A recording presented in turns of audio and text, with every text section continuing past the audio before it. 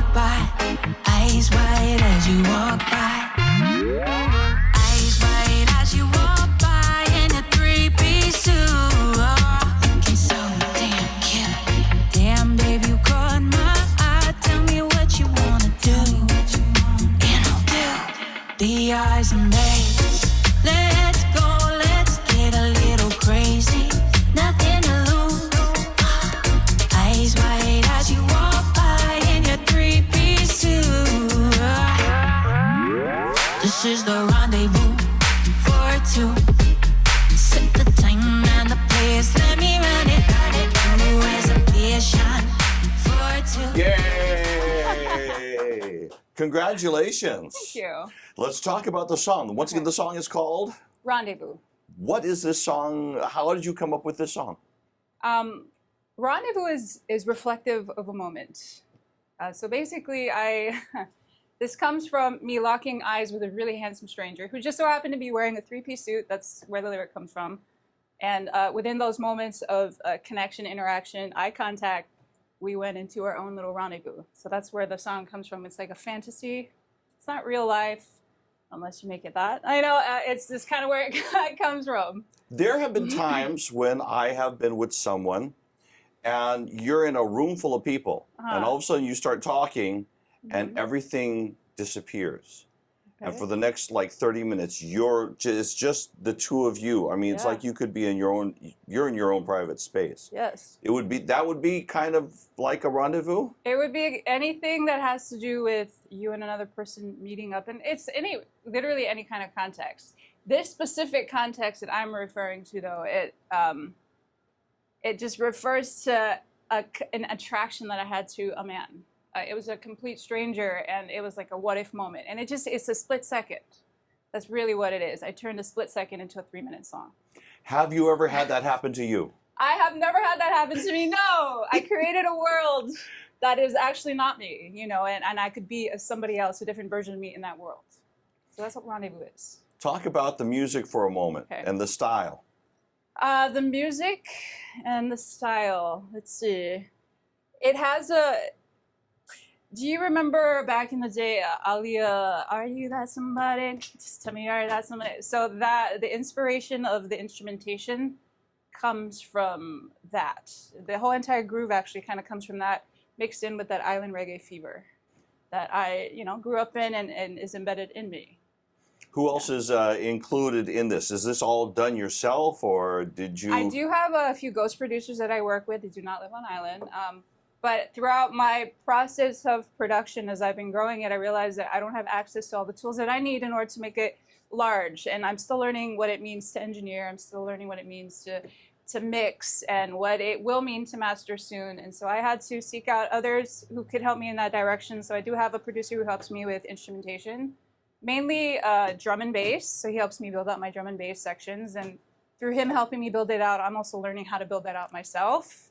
And I do have somebody who helps me with vocals. So every time we interact and we go back and forth with vocals, and I hear different things that he's doing, and I know how to communicate better with him. It's just a matter of knowing how to communicate better to get to the results quicker with them. As you're going through the studio process, do you find yourself enjoying this journey of creation and seeing what you're coming up with?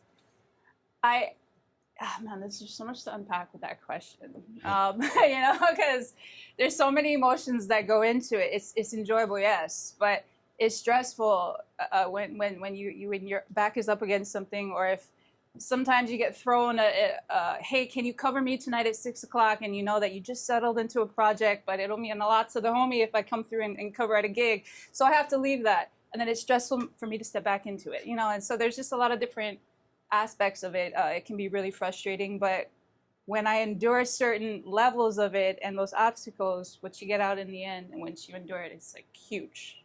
You learn a lot, you grow a lot in areas that you didn't even know. You didn't even know you could do that. And then they lead to other things. You didn't even know you were interested in that, and so now it just creates a whole universe. And you don't stop because it's never ending. The potential is endless, right? Henry Kapono Foundation, I know you've been doing stuff with them. How helpful has this journey been? Oh man, that's another one that's a lot to unpack, right? Because, when I first started with them, I didn't really they were still growing. They still are, you know, and I didn't really know what to expect. But one thing I love, one of the many things I love about the Henry Kapono Foundation is the level of care that they have for their artists. It's seen and it's felt. And so the level of work that we put in, it makes us want to work harder.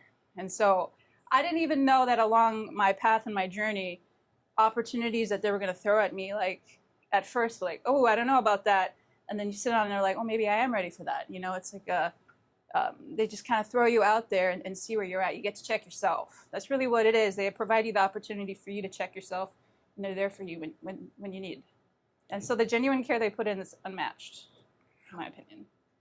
It feels like that as you're on this journey, it's like you're on tour because you go to another city, you unpack these bags, and you pack these bags back up, and with them there's emotions, there's events, there's experiences. So along this journey, you seem to be having a lot of stops where you're picking up, you're experiencing different things, you're learning different things, not only about the business, but about yourself. Yes. Yes. Well, I'm also taking other people's gear too. No, not just joking. And that does happen. No, and sometimes when I look at my schedule, that's what it feels like. Like I'm going on these little mini tours, and every venue is different, and every day is going to be different because you never know who's going to be in front of you. And so whatever I have in my toolbox, whatever I have in front of me, it's my job to figure out the best use out of that, how to get the best reaction, make the most impact quickest, how to get to my result quicker. I think this is really what I'm all about, is trying to get to my results fast, maintaining quality and authenticity. You know, we're talking about recording studio for the most part, but I want to switch to performing. Recently you were on stage, Aloha to Aloha Concert. You got to play, have some serious stage time where for a little bit you were featured, you were doing solos, you were grooving with the whole band. How was that experience? Man, that was so much fun. The only thing I can say about that is it was too short. My time with there was too short, you know. But when I stepped onto it with sound check with the band, it was very empowering because I realized where I was set on stage and it became very real.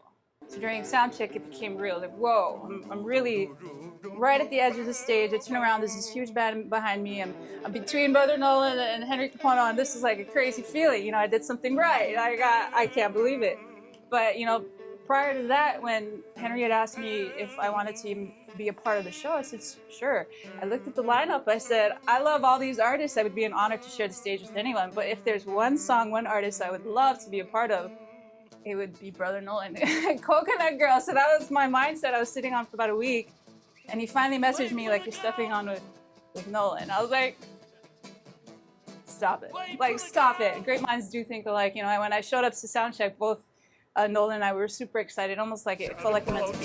Say goodbye to your coconut girl. Hey, love the boy, say goodbye. She's a coconut girl in a high fashion. And so as I was standing up there with them, that's how it felt. It felt like I was meant to be there. I felt like I worked hard. And Coconut Girl is such a huge song in my toolbox. It's the most listened to and most performed song that I've done in my toolbox because I've been listening to it since the days that you were playing it all over KCSN. You know what I mean? Like, that song has traveled with me, and I've always kind of seen a version of myself as a Coconut Girl, and so it just fits. So as I was up there with them, it was like an outer body experience almost, you know, to be like, wow, this is kind of crazy. You look over there, and I'm walking up to him, shredding with him, like, this. Yeah, so the whole thing was, I'm very grateful for it. It was awesome. And I got it on the 360 camera. You know, I got the whole thing recorded, and so it's just going to be a memory that I forever take with me, you know. I applaud you, and I am happy for those that get to experience that. Yeah, and it was awesome to be there and be grateful and appreciative of be like, man, I belong here, I fit here, and I feel confident enough to share the stage with them, and I'm going to exude that, and that's what I did, you know, and I did what I set out to do, and I look forward to it because I believe that we will be working together more in the future, and I look forward to that. Okay. Yeah. DUVA, once again, Rendezvous is the name of the new song. It is out now wherever you stream your music. What is next for you? Or is that still under wraps, or is that still forward in the future yet? I am planning for I have a whole nother set of songs. We're going into the holiday season, so Rendezvous is going to be the last song that I release this year. but I am gearing up to be releasing a lot more music next year.